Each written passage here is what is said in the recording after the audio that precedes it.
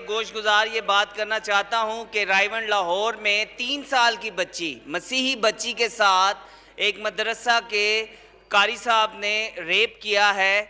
तो काइंडली ज़रा ये भी आप अपने उसमें रखें। हम नूर का यहाँ पे बात कर रहे हैं, तो काइंडली 3 साल की बच्ची, जनाब ये देखें ये क्या चीज़ है। 3 साल की बच्ची क्या होती है, वो तो चल भी नहीं सकती ठीक तरह से, उसके साथ रेप हुआ है। आप काइंडली उस पर रूलिंग दें और उसकी रिपोर्ट मंगवाएं पंजाब पुलिस से। Thank you very much.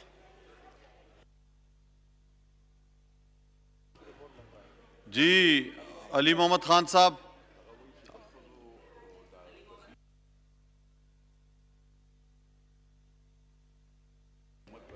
देखें, ये इस तरह की अमल जो है वो बहुत ही काबिले जो है वो मुज़म्मत है, शदीद मुज़म्मत करते हैं। एक अफसोसनाक वाक़यात हैं और शर्मनाक वाक़यात हैं। हम जो है वो एज़ ए महज़ब कौम ये चीज़ें कोई भी बर्दाश्त नहीं कर सकता। तो अली मोहम्मद खान साहब आप ज़रा बताएं और इसको जो है इस पर एक्शन ले, इसकी रिपोर्ट मंगाएं आप।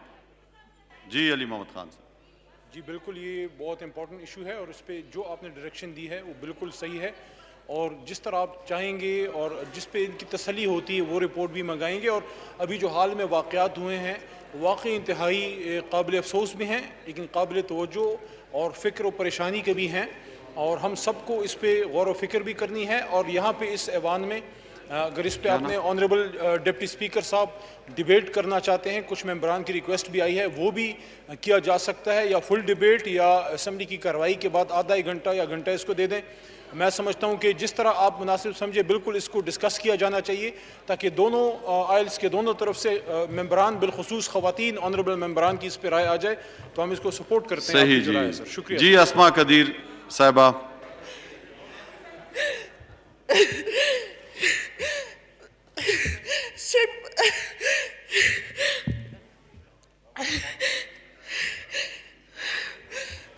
चले आपको पाकिस्तान, जी पाकिस्तान अगर आपने चलाना है तो औरतों को तहफ़्फ़ुज़ देना होगा।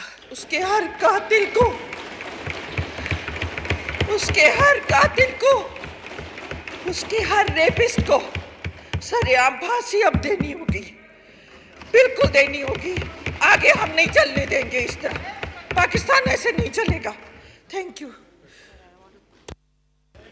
जी जी जी चित्राली साहब आप बोलें।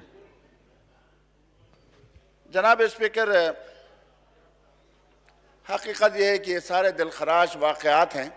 मेरे बहन ने जो अंदर की कैफियत अपने सिस्कियों से पूरी दुनिया को दिखा दी, हकीकत यह है कि हम सब इस पर रंजीदा हैं। लेकिन ये क्यों हो रहा है, हो क्यों रहा है, वजह क्या है? क्या पाकिस्तान में हुकूमतें नहीं आई हैं? क्या इस वक्त भी हुकूमत नहीं है? हुकूमतें हैं। क्या उसके लिए सज़ाएं हैं? सज़ाएं भी हैं, मौजूदा कवानीन भी हमारे सामने मौजूद हैं। लेकिन वो कवानीन इन जराइम को रोकने में नाकामी से दो चार इसलिए हैं कि यहाँ इस्लाम सिर्फ और सिर्फ ज़बानी तौर पर इस्तेमाल किया जाता है, लेकिन कानूनी तौर पर इस्लाम को यहाँ दखल अंदाजी की गुंजाइश नहीं है। जनाब स्पीकर, अगर इस्लामी कवानीन नाफिज होते तो यहाँ जो शादीशुदा लोग हैं, अगर 2-4 को संगसार किया जाता, अगर गैर शादीशुदा होते तो उनको कोड़े मारे जाते, इस्लामी कवानीन के तहत उनको सजाएं दी जाती, तो आज ये दिन देखना न पड़ता। मैं अपने बहनों से भी कहता हूँ, मैं अपने भाइयों से भी अपील करता हूँ कि आइए मिलकर हम इस्लामी कवानीन को, जो कुरान और सुन्नत में जिना के सिलसिले में, रेप के सिलसिले में, ज़्यादती के सिलसिले में जो कवानीन हैं, उन कवानीन के सिलसिले में हम मुश्तरका यहाँ कानून साजी करें और अल्लाह के निज़ाम को इस मुल्क में लाएं, जिसमें औरत और मर्द कोई उसमें तफरीक नहीं है, सबके लिए यकसान निज़ाम है। अल्हम्दुलिल्लाह, अगर यहाँ इस्लामी निज़ाम कायम हो जाए, यहाँ कुरानी निज़ाम कायम हो जाए और हम कुरान और सुन्नत के मुताबिक इस मुल्क को चलाएं, तो मैं कसमिया तौर पर कहता हूँ कि वल्लाह वल्लाह वल्लाह इस मुल्क में कोई भी जुर्म करने वाला फर्द नहीं होगा, कोई भी यह जुर्म नहीं कर सकेगा, कोई भी किसी के करीब नहीं जा सकेगा। वो खुद 1000 बार सोचेगा कि मैं क्या कर रहा हूं और मुझे किस अंजाम से दो चार होना है, मुझे क्या क्या सज़ा देना है, मुझे क्या सज़ा मिलेगी। लेकिन यहाँ इस्लामी कवानीन नहीं है।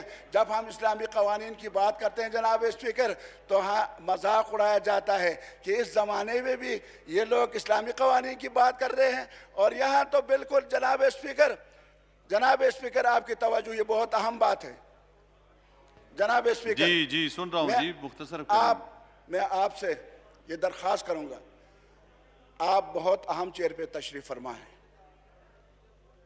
कम अज कम आप आज रूलिंग दे दें कि जिना के सिलसिले में, रेप के सिलसिले में जो कुछ पाकिस्तान में हो रहा है, इस्लामी कुरान और सुन्नत की रोशनी में इसके लिए कानून साजी की जाए और हुकूमत और अपोजिशन दोनों मिलकर बैठ जाएं और इस्लामी कवानीन के तहत उन लोगों को सजा दिलवाएं और कानून यहाँ बनाएं, तो इंशाअल्लाह अज़ीज़ पाकिस्तान में कोई जुर्म नहीं होगा।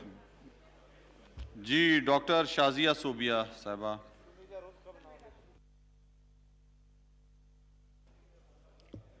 Thank you sir. सर अभी बात हो रही थी कानून बनाने की और उन पे बात करने की, तो मैं सबसे पहले ये कहना चाहूँगी कि हमारे पास कानून मौजूद हैं, सिर्फ ज़रूरत है उन पे इम्प्लीमेंट करने की। आज जितने भी मेरे कुलीग्स ने बात की, चाहे वो नूर के लिए बात हो, खतीजा के लिए हो, ज़ैनब के लिए हो, या दूसरे जो भी विक्टिम्स हैं उनके लिए बात हुई है, मैं सिर्फ ये कहना चाहूँगी यहाँ पे हमारी जो ह्यूमन राइट्स मिनिस्टर हैं वो भी मैडम श्री मज़ारी साहिबा हैं, वो भी एक वुमेन पार्लियामेंटेरियन है, यहाँ पे उनको सबसे पहले आके स्टेटमेंट देनी चाहिए थी।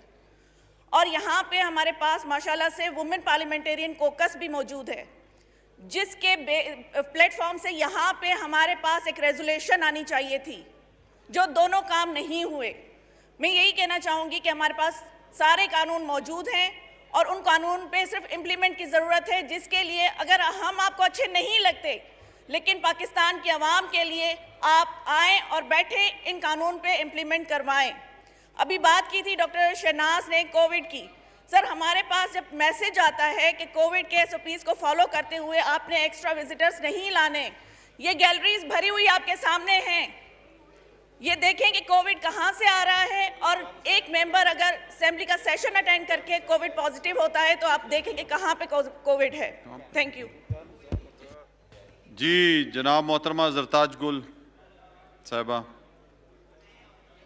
स्पीकर साहब, पार्लियामेंट में चूंकि नूर मुकद्दम और ये जो बच्ची के साथ जिस तरह के वाक़यात हुए, पहली दफ़ा आज डिबेट हो रही है, तो बिल्कुल भी ये बात बिल्कुल बाय पार्टीज़न है और पॉलिटिकल पार्टी सब इस पेज पे हैं, क्योंकि हमारी MNA जो अस्मा कदीर साहबा है वो तो शायद सीधे जज्बात से बोल भी नहीं सकी हैं, कि वो लफ्ज़ भी नहीं बयान कर सकी हैं।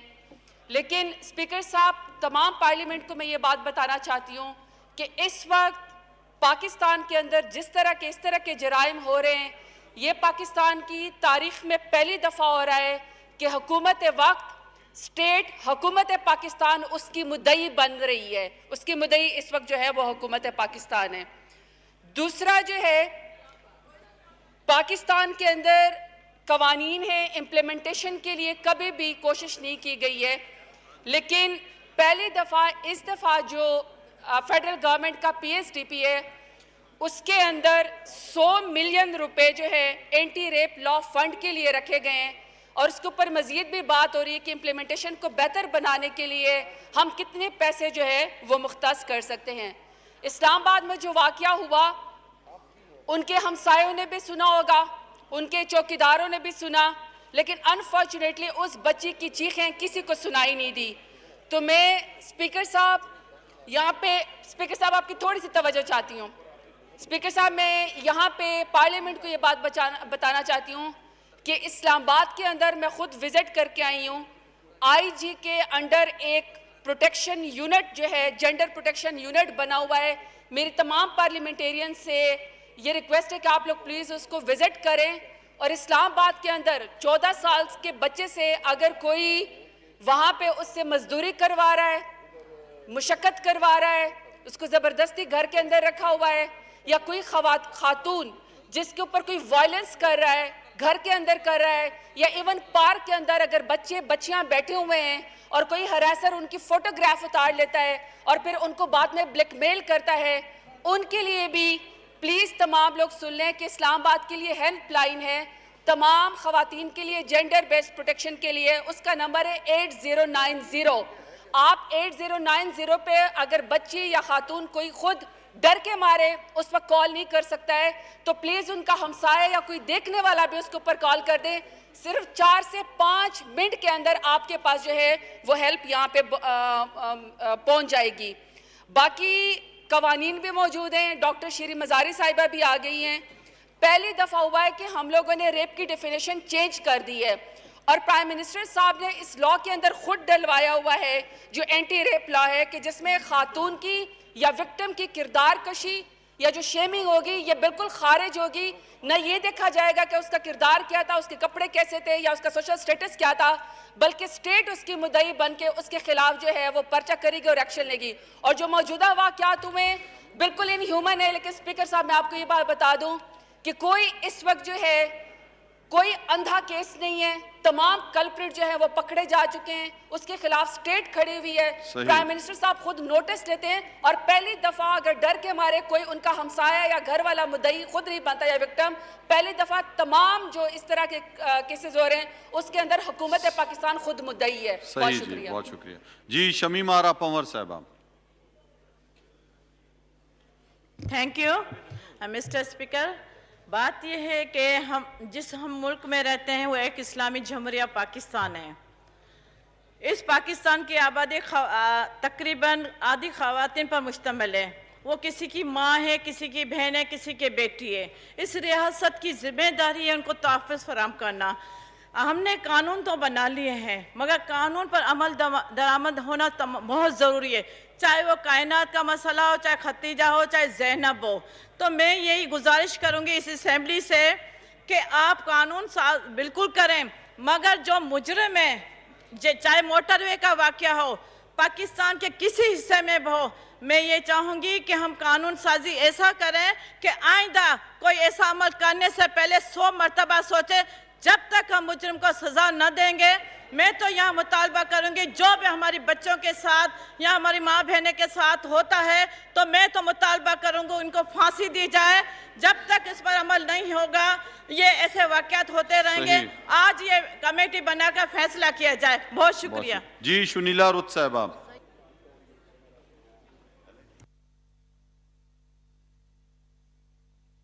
माइक ऑन करें जी। हो गया माइक ऑन, बोलें जी आप। जी स्पीकर साहब बहुत बहुत शुक्रिया।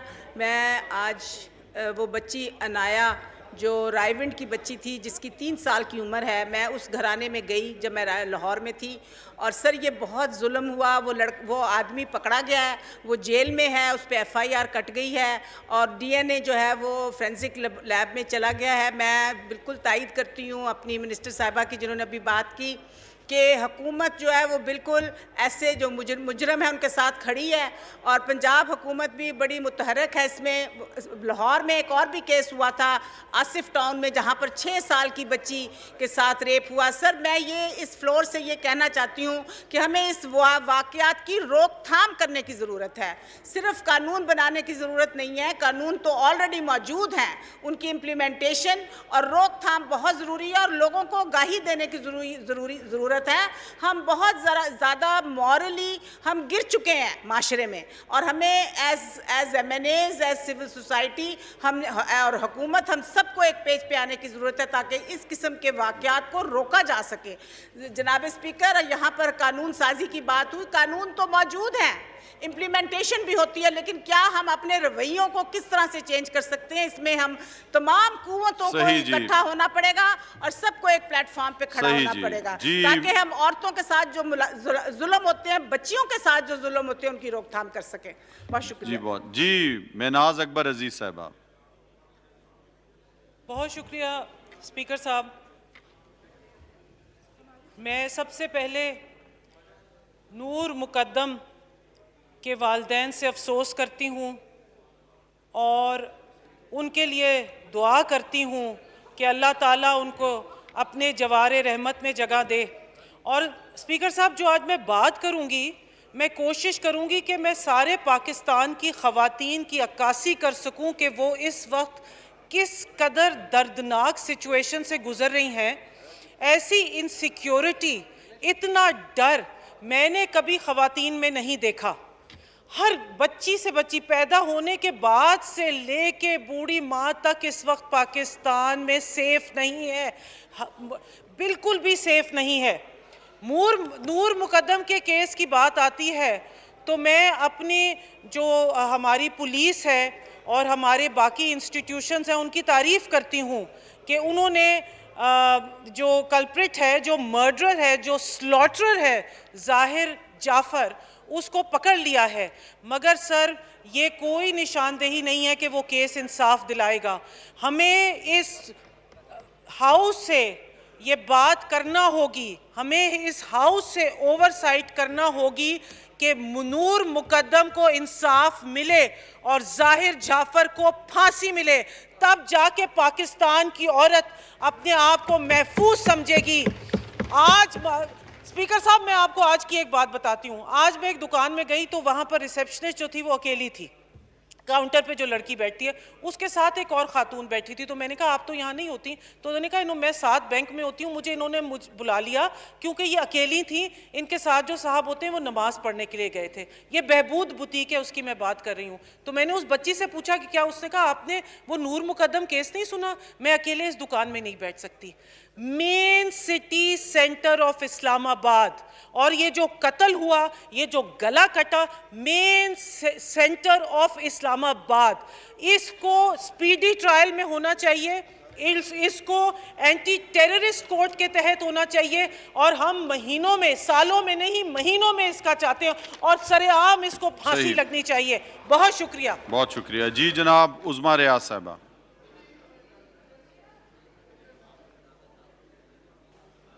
बहुत शुक्रिया जनाब स्पीकर।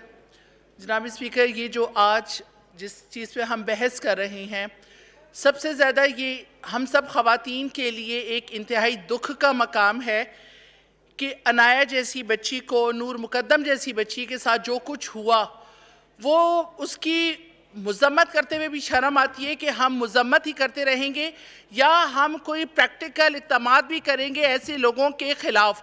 अब हमने मज़म्मत नहीं करनी, बल्कि हमने इन लोगों को ऐसी सज़ा देनी है कि जिससे बाकी तमाम दुनिया को भी पता चले कि इस किस्म की हरकतों में जो शख्स इन्वॉल्व हुआ उसके साथ फिर किस कदर बुरा सज़ा का वो हकदार है और उसको कितनी बुरी सज़ा दी जा सकती है। सर, अगर हम ज़ैनब बच्ची का केस लें, 100 बच्चों का जो कातिल था उसको अगर हम सीरियसली ले लेते और इसके ऊपर सख्त किस्म की अगर हम कानून साजी कर देते तो आज ये केसेस दोबारा रिपीट ना होते।